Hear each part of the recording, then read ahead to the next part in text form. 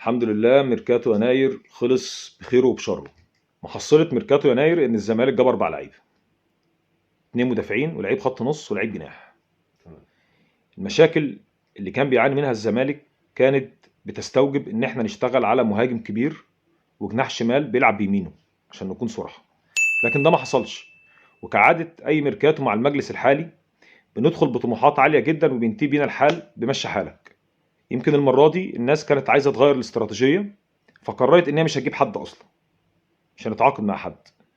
ولولا صفقة بن شرقي والصدى بتاعها ما كانش اتحرك رجال الأعمال الزملكاوية وشكلوا لجنة، واللجنة دي قدرت في 8 أيام إن هي تجيب ال4 صفقات دول.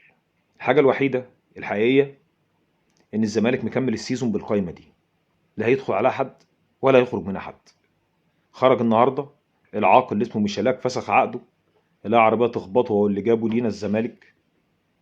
قادر يا كريم أشوف فيه يوم أي واحد كان سبب إن الواد ده يلعب في الزمالك لازم يقدم استقالته بما يرضي الله. ما علينا. لو جينا بصينا لخط دفاع الزمالك فهنلاقي، انا هكلمك في اللي هيلعب مش كتوتال لعيبه موجوده، يعني اللي هيلعب. خط الدفاع عندي دلوقتي فيه الونش وفيه حسام عبد المجيد وفيه صلاح الدين مصدق وفيه احمد حسام، 4 عدد كافي. الباك الشمال عندي بنتايج وعندي فتوح وعندي محمد حمدي وكمان عبد الشافي رجع من عشان متأيد. ناحيه اليمين عندي احمد محمود وعمر جابر، بس كويس معقول يعني، امشي حالي يعني. عندي في خط النص برضو ما عنديش مشاكل في خط النص الموجودين حاليا لحد استعاده احمد حمدي، فتلاقي موجود عندي محمد شحاته ونبيل عماد دونجا وعبد الله السعيد ومحمود جهاد ومحمد السيد، 5. فانا شايف ان العدد ده مناسب برضو. ومعاه ناصر ماهر قدام شويه، اخلي ناصر ماهر قدام في الحته اللي قدام. فناصر ماهر طبعا هيغيب عني ال3 ماتشات اللي جايين ناصر ماهر بسبب الاعتداء على لعيب بتاع الاسماعيلي. تمام. فانا هفتقد ناصر ماهر اكيد اكيد اكيد في الايام اللي جايه، اصلا كنت مفتقده بسبب الاصابه. لكن هو يعني ايه، كان شايف ان هو يعني ايه مفيش مشاكل فضرب اللعيب فتوقف تاني عادي. ما هي ميغه سويقه. ما علينا. لو جيت لقدام، المشكله الحقيقيه اللي بتواجه الزمالك قدام، خصوصا انك انت كمشجع بتقارن الخط بتاعك دايما اللي قدام باللي موجود عند بيراميدز وعند الاهلي. فبتشوف الاهلي عنده وبيراميدز عنده وانت ما عندكش. فطبيعي انت هيفضل في دماغك دايما انك انت بتعاني في الخط ده. باين للكل ان الزمالك عنده مشكله في حته الاجنحه. باين للكل ان الزمالك ما عندوش مهاجم عليه القيمه. فالوضع الحالي بيقول ان انا مكمل بزيزو، محمد عاطف. انا هتكلم في اللي هيلعب فمش هذكر شيكابالا، لان الكابتن شيكابالا موجود معانا بنفسه، موجود معانا بحسه كده، بياخد بحسنا واحنا بناخد بحسه. تمام.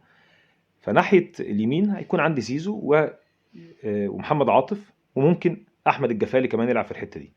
عندي في الشمال العاق مصطفى شلبي، وممكن برضو يلعبها احمد الجفالي، وممكن يلعبها ناصر ماهر. تمام. صح. الى حد ما اهو، ها مسنوده. قدام بقى انا ما عنديش مهاجم تقدر في ال3 تقول ان هو المهاجم الاساسي. حسام اشرف بيلعب شويه اهو، ماتش او ماتش لا. ناصر منسي بيلعب اهو، يلا. سيف الجزيري بيلعب زي قلته. فاللي هم ال3 انت قلبت بينهم وما قدرتش تستقر اصلا على مهاجم اساسي. لما تيجي تحط انت كمشجع تحط تشكيل، اي تشكيل للزمالك، احنا 10 مثلا، 10 زملكاويه وجينا نحط تشكيل، احنا ال10 كل واحد فينا هيحط مهاجم، مش مفيش 3 هيتفقوا على مهاجم. فانت ما تعرفش مين المهاجم الاساسي لان ال3 مستوياتهم متشابهه. الزمالك بيحتاج مهاجم كبير، حتى لو هفك ال3 دول كلهم بواحد محتاج مهاجم كبير. فانت خلاص معاك ال3 دول، مين يلعب او مين ما يلعبش دي بقى على حسب بقى، على حسب انت. ما هو انت بس مثلا حسام اشرف احسن من الجزيري، بس حسام اشرف خد فرصتين 3 4 وما اثبتش نفسه. الجزيري احسن من حسام اشرف، طب ما الجزيري خد فرصتين 3 4 وما اثبتش نفسه. لا ده ناصر منسي احسن من الاثنين، طب ما ناصر برضه خد فرص كتير مش هو مهاجم الزمالك. فانت ما تقدرش تكون قناعه مين فيهم ينفع يبقى اللي هو الراجل الاساسي بتاعك. ايا كان بقى مين فيهم يبقى الاساسي، فانا شكلي الهجومي بقى احسن من مثلا اول سيزون، لان دخل لي عنصر جديد اللي هو احمد الجفاري، وعلمك هو لعيب كويس.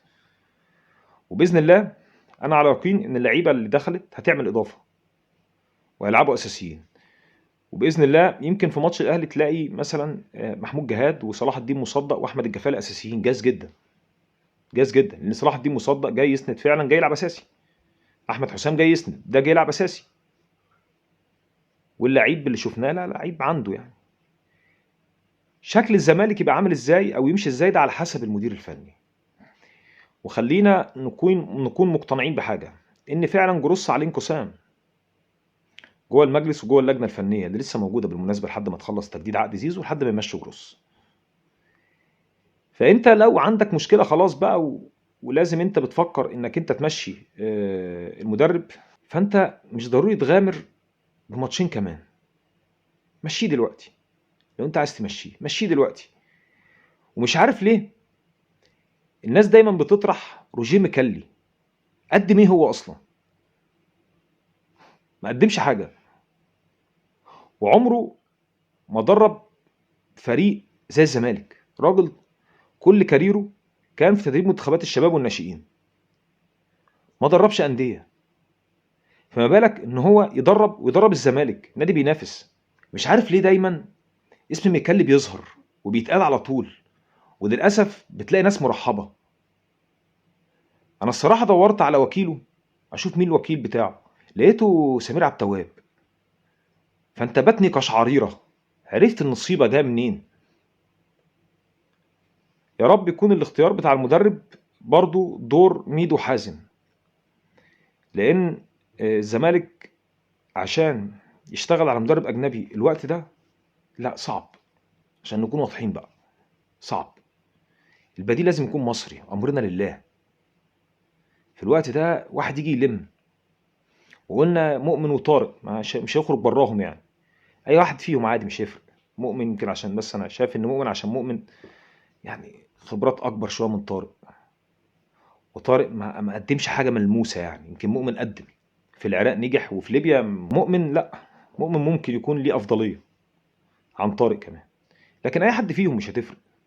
نلم الموسم ده ونشوف بقى نشتغل على خطه بعد كده طويله، نكون اخترنا مدرب بناء على مواصفات معينه، ادم كل حاجه بقى تمشي بالعلم، لان احنا بنعاني. التعاقد مع جروس كان متسرع، الغرض منه تهدئه الشارع الزملكاوي بعد رحيل جوميز باسم شبه عليه اجماع. لو هتشتغل على مدرب جديد اشتغل من دلوقتي، ما تستناش يتعادل مع فاركو ولا يتعادل مع بتروجيت ولا يخسر من الاهلي ولا ما. انت كده بترمي طوبه الموسم بدري. انا محتاج العب دوري ابطال ومحتاج ابقى اول او تاني. عبث اللي بيحصل في الزمالك ده، عبث من الاخر كده. مجلس الاداره ده لولا دعم رجال الاعمال الزملكاويه وتكتل الداعمين اللي شافوا في حسين لبيب يصلح يكون رئيس للمجموعه دي ويجيب المجموعه دي. عشان نكون في الصوره بس واضحين، حسين لبيب واللي معاه دول اتعينوا كمجلس اداره، بقول اتعينوا لانهم مدعومين جامد من كل رجال الاعمال. مفيش مجلس تم دعمه من كل رجال الاعمال الزملكاويه الا المجلس ده. المجلس ده مستمر لحد دلوقتي بفضل دعم رجال الاعمال، واولهم طبعا الاستاذ ممدوح عباس اللي دفع ارقام مهوله يعني. دول الفلوس اللي رجال الاعمال دول دفعوها والاستاذ ممدوح عباس دفعها، الناس دي كانت استقالت بعد شهرين. تمام؟ فانت وجودك لحد دلوقتي اصلا بسبب رجال الاعمال. فاذا بالتبعيه من يملك القرار هم تكتل رجال الاعمال، الناس اللي شافت ان لازم اداره الميركاتو بتاع يناير تتم عن طريق لجنه فنيه، واختاروا الناس ميدو وحازم والاستاذ عمرو الجنايني، والناس دي اشتغلت يعني، هم اللي اشتغلوا، هم اللي لحقوا الدنيا. فده اعتراف بفشلك. تمام؟ ده اعتراف منك بفشلك. اوكي؟ وانا كمشجع او كجمهور خلاص بقى تكون لدي يقين انك انت راجل فاشل. قالوا زمان في الامثال تزعلش على الراجل لو كبر، ازعل عليه لو خاب. حسين لبيب ده بالذات ينطبق عليه المثل ده. الراجل ده احنا خدنا فيه قلم، وهو فعلا اقل من كده بكتير يعني منصب زي رئيس نادي الزمالك ده مش على اخر الزمن يقعد فيه واحد زي ده. والله الراجل طلع قليل قوي. الراجل ده مش بس وجوده يعني زي قلته زي عدمه مش قادر يسيطر، لا ده كمان دفع النادي 8 فواتير انتخابية. يعني فاتورة انتخابية جابت احمد سليمان، فاتوره انتخابيه جابت هاني شكري يمسك مش عارفه ايه، فاتوره انتخابيه جابت مش عارف مين. ايه ده؟ ايه ده؟ النتيجه ايه؟ النتيجه ايه؟ ايه النتيجه؟ فين الفلوس اللي اتدفعت دي كلها؟ محصله صفر. فشل ثم فشل ثم فشل. ده خلى رجال الاعمال يتدخلوا في اخر وقت ويعينوا لجنه فنيه، وهتستمر لعلمكم، لان المجلس ده كله كومبارسات، محدش فيهم يقدر يقول لا. لان هم لو الناس دي شالت ايديها، المجلس ده مش هيكمل شهر في النادي. المجلس ده اضعف من ان هو يتحمل ضغط الجمهور او يقدر يتحمل ازمات النادي الماليه. لعلمكم، حبوب الشجاعه اللي واخدينها الايام دي هم واخدينها راميين ظهرهم على فرع اكتوبر. الفرع هيشتغل، فالفلوس هتخش، فالليله هتبقى صفقات ايه بقى، هنجيب صفقات بقى ب 2 و3 مليون دولار للعيب، فالعمولات هتبقى ايه. هو ده اللي قاهر الزبون اياه، السنترال. السنترال كل اللي شغله مش عايز يستقيل لحد دلوقتي عشان كده. ما هو الفرع جه طبعا بدأوا التصاريح فيه، ده بدأوا الشغل فيه، التصاريح جت الحمد لله، فيبتدوا يلموا بقى عضويات ملايين. فتعالى بقى نجيب لعيبه، يروح الباشا داخل بقى ياخد له عمولات، بدل ما ياخد من رئيس احد 150 الف دولار كده من تحت لتحت عشان يمشي الديل. ده المره ده هيطلع في لعيب نص مليون دولار، ويطلع في لعيب 300 و400 وعيشته هترتاح. فازاي هو يفوت الميغه دي؟ فالمجلس واخد حقوق الشجاعه بسبب فرع اكتوبر، لكن مفعول حقوق الشجاعه دي هيقدر يتحمل ضغط الجمهور لحد ما الفرع يشتغل ولحد ما تعرف تلم؟ الناس دي اضعف من ان هم يكملوا شهر بسخط جماهيري. الناس دي لو حضرت في المقصوره تاني مع اول تعثر محدش هيرحمهم. المجلس ده دخل التاريخ اكتر مجلس اتدعم، وهيبقى اكتر مجلس اتعرض لسباب واهانات في التاريخ. عمل حاجتين: مفيش مجلس حظى بدعم كامل ومطلق من جمهور الزمالك زي المجلس ده، ومفيش مجلس هياخد سباب ولعنات جمهور الزمالك زي المجلس ده. فاللي بيدير نادي الزمالك حاليا رجال الاعمال. رجال الاعمال لو شافوا ان حسين لبيب ده يتفضل يمشي الصبح هيمشي الصبح، وانا كمشجع عايز الراجل ده يمشي كده، وما لهمش دور اصلا. العيال دي ما عملتش اي حاجه. حتى الحاجه الوحيده اللي كان المفروض يعملوها اللي هي اداره فريق الكوره بشكل صحيح، لان فريق الكوره توجه له دعم كبير جدا من رجال الاعمال. ده ما حصلش. ده ما حصلش. ده ما حصلش خالص. مهاجم انا كنت منتظر منهم حاجات كتير قوي ما عملوهاش. ده مش بس كده، بيشتغلونا. ده بيشتغلونا. انا عمري ما شفت مجلس كله كاره بعض جوه كده، وكلهم متدارين، مفيش حد فيهم بيطلع يهاجم التاني على الهوا، كلهم بيضربوا في بعض من تحت لتحت. كان في زمن كنا بنشوف الناس كانت واضحه، الناس كانت صريحه. اسماعيل سليم ومرتضى منصور ضاربين على بعض نار جوه النادي. الناس كانت واضحه. انا بكرهك، انا بحب احترم الناس دي. اسماعيل سليم قال له انا جيت لك اهو، مرتضى وراح ضارب طلقه.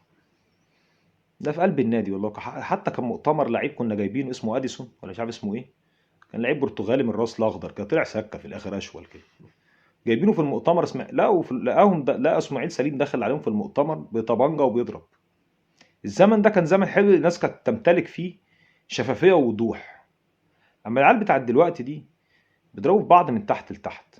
النهارده احمد سليمان بيسرب صور توقيع ميشالاك، وحسين لبيب بيوقع العقد، ورامي صبحي قاعد بيتصور كانه بيتصور مع كارولين عزمي، ومش عارف مين التاني بيتصور لي، مش عارف مين تاني معاهم، المندوب الحسيني، حسام المندوب. انا بقول لهم مش انا ما كنتش لوحدي، انا ما كنتش لوحدي في الصفقه دي، كانوا معايا هم برضو يشيلوا الطين معايا. سبحان الله، الصفقه دي انا شايفها ان هي كانت القشه التي قسمت ظهر البعير. ميشالاك ده، ميشالاك ده فعلا اول مسمار اتدق في نعش مجلس حسين لبيب. عشان ما نخش في مواضيع كتير، المجلس ده خذلنا بكل ما تحمله الكلمه من معنى. المجلس ده في الايام اللي جايه هياخد سخط من جمهور الزمالك ما خدوش مجلس تاني. حتى مرتضى منصور في عزه. انتوا عارفين لو مرتضى، سيبك من اخر سنتين اللي هو جه فيهم يخرب الدنيا ده عشان كان خلاص عارف ان اتقرت فتحته، مرتضى قديما او فترته مع الزمالك، والله العظيم ثلاثة، لو هو اللي خد قلم زي بتاع بن شرقي ده، انك انت الاهلي ياخدوا منك وانت كنت بتحاول تجيبه قبلها بسنه ومش عارف. والله ما كان، بص كان انتهى الميركاتو ده هتلاقي رمضان صبحي وهتلاقي محمد شريف وتلاقي مش عارفه مين وتلاقي 3 4 من قصادها، والله العظيم. فانت يعني ايه، حتى مش بس انت سماتك الشخصيه انك راجل ضعيف وخاضع، انت حتى فقدت احساسك كمشجع. المفروض انت مشجع، انت راجل زملكاوي، انا ما اقدرش اقول غير كده. انا عارف انك راجل زملكاوي، كنت لعيب قديم في الزمالك، كابتن تاريخي في كرة اليد كمان، فانا ده حاجة ما اقدرش انكرها. لكن انت طبعا بحكم الزمن وبحكم انك انت راجل بقيت اداري اكتر ومعتزل بقالك 103 سنة، فانت خلاص بقى فقدت احساسك كمشجع. ما تعرفش المشجع بتاعك ده يحس بايه لما ما تهزتش. بالعكس كنت مكمل ومش هجيب حد واعمل ايه واسوي ايه، الديون ومش الديون. لولا الناس رجال الاعمال اتدخلوا المرة دي، لكن بشرط ان اللي يدير فلان وفلان ميدو حازم. وانت وافقت لانك انت راجل فاشل، انك انت راجل ضعيف، انك انت راجل متخاذل، انت راجل اقل كتير من انك انت تمسك منصب زي ده. وهلوم عليك انت، مش هلوم على العيال اللي معاك، هلوم عليك انت. طبعا انا ما فرق سن ولا احترام سن ولا احترام زفت. انت ما احترمتنيش كمشجع اصلا، انت ما احترمتش شعوري كمشجع، انت ما شفتنيش كمشجع. هحترمك انا ليه؟ انا مش هحترمك، مالكش مني اي احترام.